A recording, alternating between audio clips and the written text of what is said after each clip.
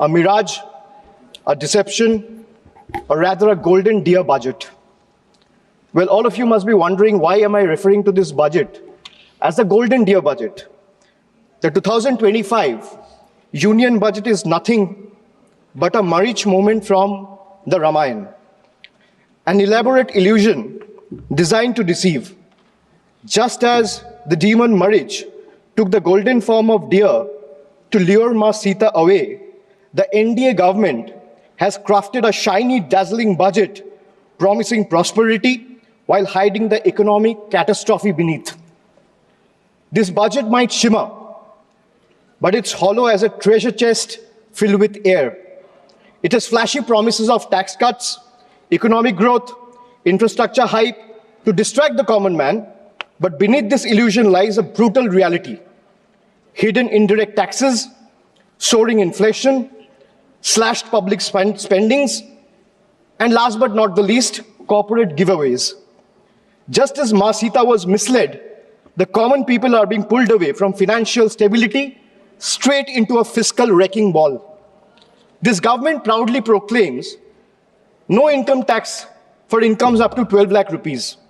But behind the scenes, they silently ensure the lost revenue is recovered through rising fuel prices, inflated service charges, hidden taxes on daily essentials, and the middle class, much like Lakshman warning Ma Sita, is skeptical, but BJP's propaganda and PR machinery is desperately working overtime to ensure that the common man and the people of this country still chase the golden deer anyway. What is given by one hand is being swiftly taken by the other. Just as in Ramayana, by the time people realize and recognize the deception, the economy has already been handed over to the Ravanas of crony capitalism. While the common man is left struggling to afford groceries, fuel, travel, healthcare, and even a simple movie night, all while being taxed for merely just existing. Madam, the budget presented by the NDA government is a masterclass in half-truths, half accountability, half delivery of schemes, and half-hearted governance. From half-built houses under PMAY to half-achieved farmer income targets, the government continues to sell dreams while delivering only fragments of reality.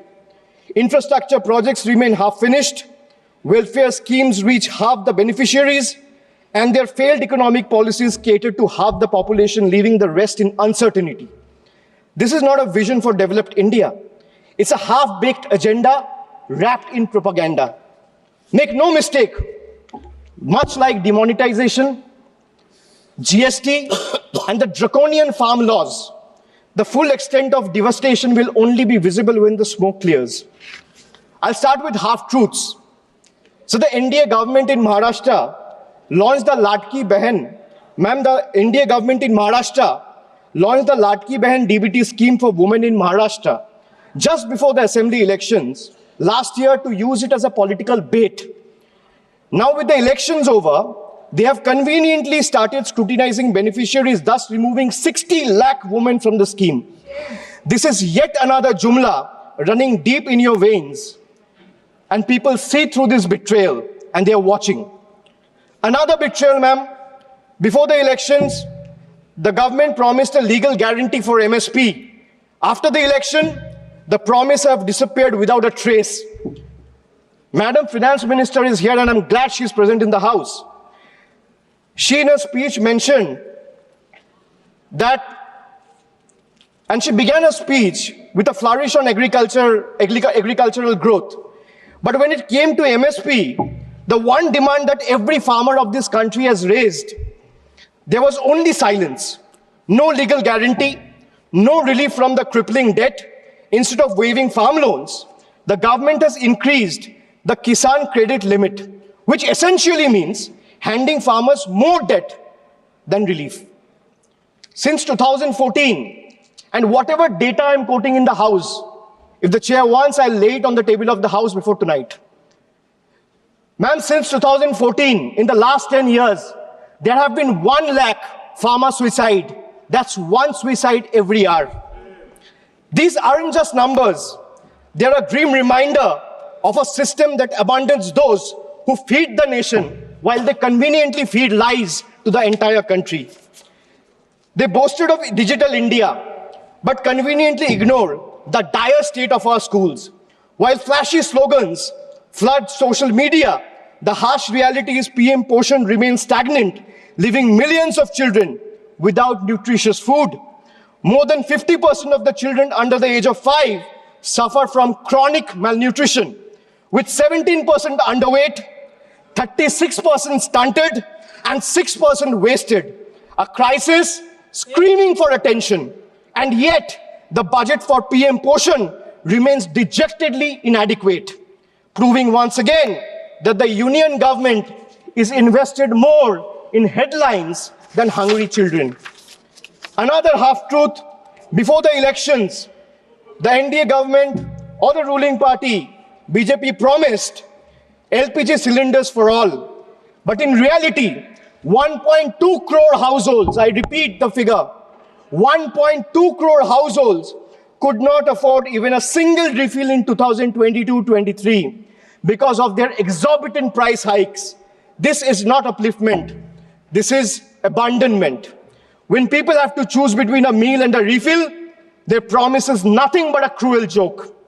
In 2019, the cabinet approved 8,574 crore for the census.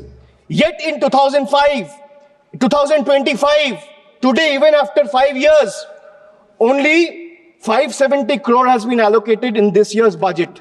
5 years late and still counting. And this is not happening this year either.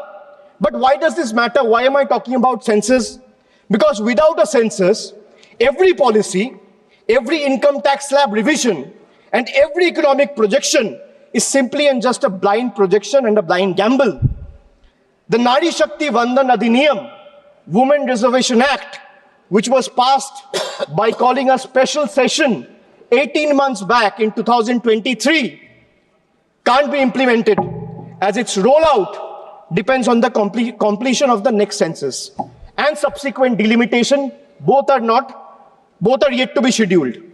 The government seems to prefer running the country on guesstimates and propaganda rather than real data, because facts expose their failures and they would rather keep the nation in the dark. As we look at the economy policies of the NDA government, one cannot help but see a pattern.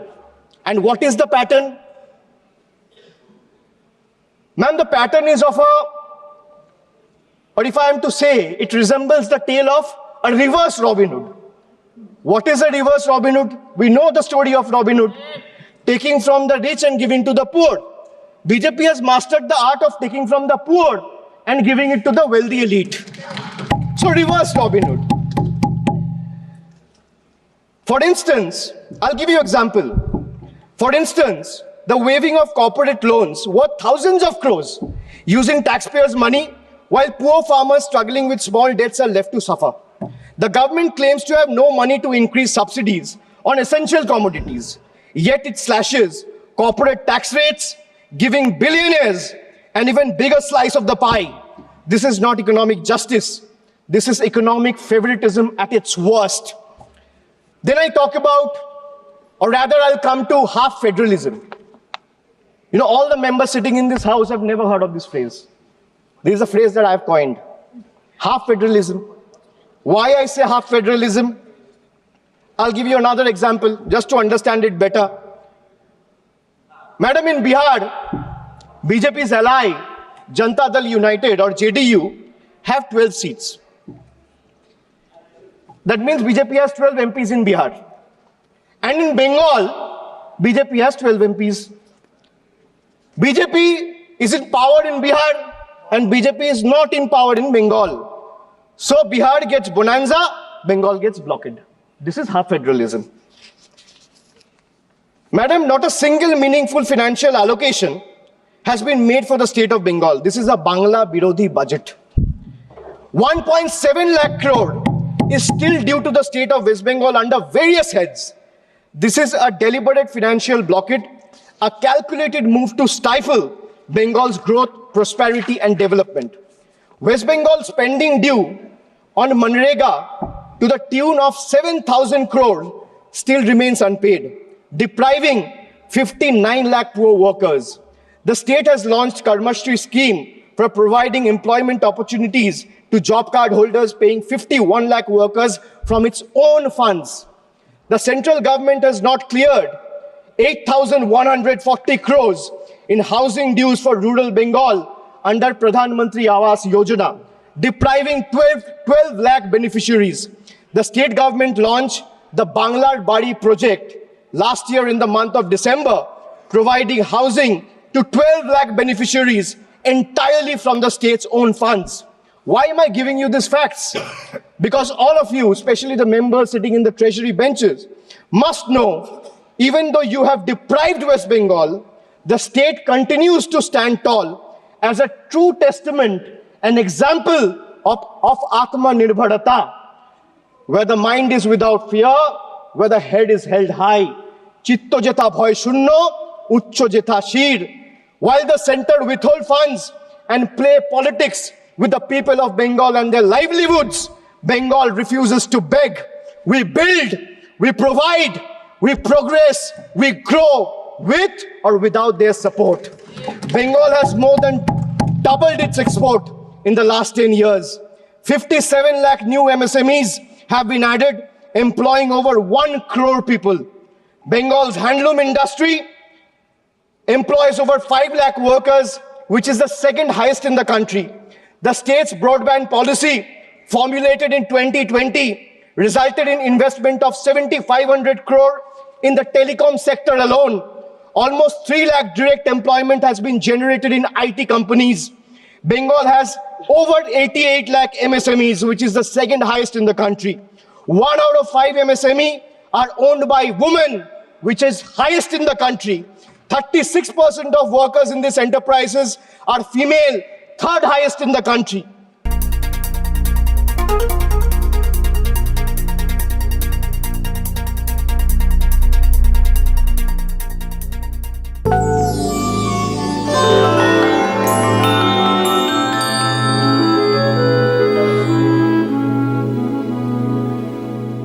Madam, now I'll come to health.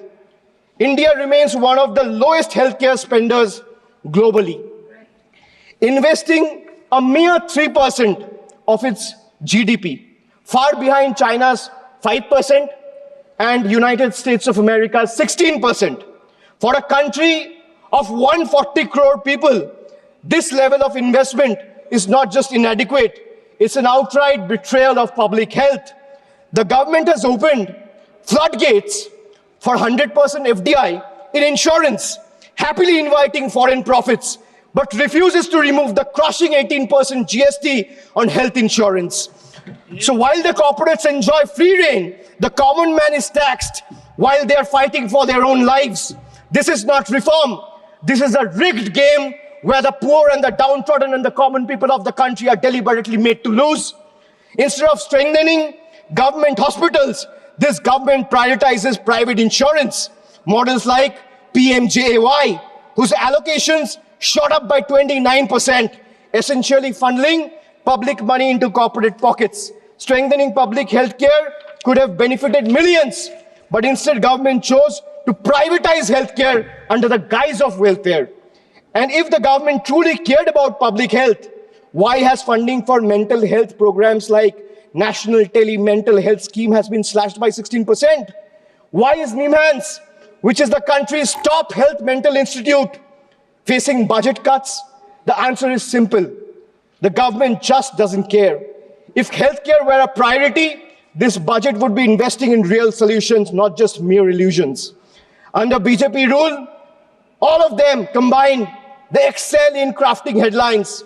But when it comes to hospitals, medicines, genuine public health investment, the reality is nothing short of an empty set. Madam, now I'll come to half minister. I spoke about half truths. I spoke about half federalism. Now let's talk about half minister. Because our part-time railway minister is also juggling between 2 other ministries. One is electronics and IT, and the other one is information and broadcasting. Running the Indian Railways, which is considered as a lifeline for millions is not a side gig, madam. But under BJP, governance has become a multitasking circus, delivering half-baked results everywhere. Why I say this? Because from the time this government came in, they have discontinued the railway budget. What they have done for safety, how many kilometers have been covered under Kavach? Between 2015 to 2024, there has been 678 consequential railway accidents, where more than 784 people have lost their lives, leaving more than 2,000 injured. No wonder tracks are crumbling, the tech sector is struggling, and the media is drowning in propaganda. Then, ma'am, I come to half-baked answers. I can ask 50 questions or 100 questions to the government, but let me ask only 5. Why did you promise the people of this country a $5 trillion economy by 2025? We are in 2025 today, in the month of February. And looking at the rate India is growing, that goal will not even be achieved by 2037. Forget about 2025. Why did you slash funds for LPG connection to poor households by 30% over revised estimates? Why have you slashed funds for crop insurance scheme by 25% over revised estimates? Why has the Data Protection Board of India given only 5 crore rupees when the cost of running Parliament for a single day is more than 9 crore rupees? Why has the budget allocation for minority affairs have been slashed by 57%, decreasing significantly from 1,575 crores in 24-25 to 678 crores in 25-26. These are hard facts. These are data. Ma'am, now I come to Half Accountability Board of India, given only 5 crore rupees when the cost of running Parliament for a single day is more than 9 crore rupees. Why has the budget allocation for minority affairs have been slashed by 57%, decreasing significantly from 1,575 crores in 24-25 to 678 crores in 25-26. These are hard facts. These are data. Ma'am, now I come to half accountability. After half truths, after half federalism, after half minister, after half-baked answers, I come to half accountability. A government is expected to be 100% accountable. But this coalition government believes in half accountability. You all must be wondering, where is the other 50%? Well, that's conveniently covered by the Godi media. Because if you ask them, if you ask the media, according to them, this government is working 200%, is functioning at 200% efficiency.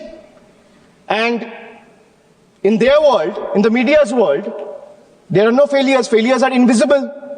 Questions are forbidden. The only policy is propaganda. Ma'am, let me make just two quick points to prove their half accountability. In price rise, the food inflation in 2024 averaged at 8%.